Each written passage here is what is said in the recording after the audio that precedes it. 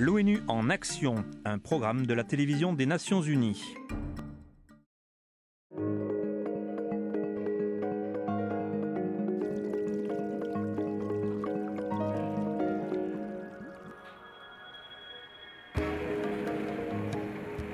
Les émissions de CO2 qui continuent d'augmenter polluent notre air, mais pas seulement. Les océans, qui absorbent environ un quart de ces émissions, en subissent également les conséquences. Une fois dans l'eau, le dioxyde de carbone se transforme en acide, processus appelé acidification des océans.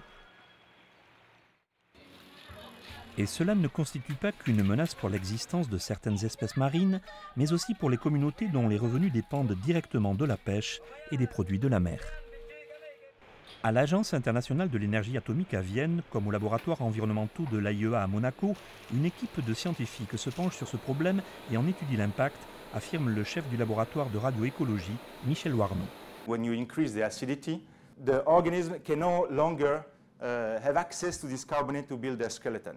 And so it's reducing the skeleton, and many organisms depend on this skeleton to survive, to grow, to reproduce. Michel et son équipe utilisent des radioisotopes comme traceurs. Ils travaillent sur les différents niveaux d'acidité prévus pour les 100 prochaines années. Une des recherches en particulier analyse l'impact de carbonates moins disponibles sur la formation des coquilles des huîtres et des moules, un processus appelé calcification. À Villefranche-sur-Mer, dans le sud de la France, les biologistes marins du laboratoire océanographique recueillent des échantillons d'eau, de plantes et d'espèces marines.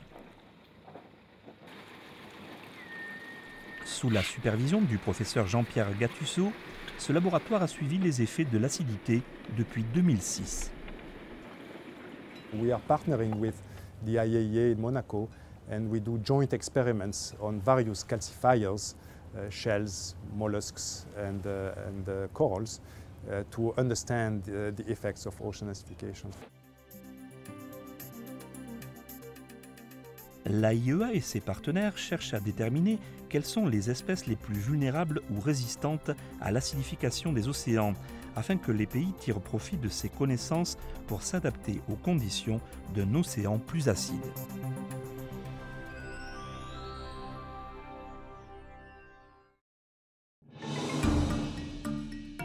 Un reportage produit par Louise Potterton et Peter Pavlicek pour les Nations Unies.